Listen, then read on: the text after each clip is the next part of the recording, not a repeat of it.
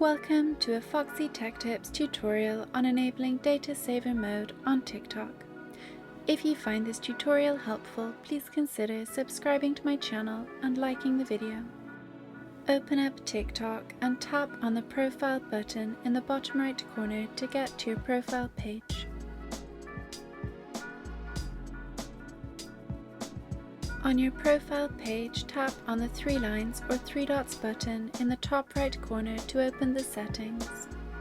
Scroll down the settings and under the Cache and Cellular Data heading, tap Data Saver.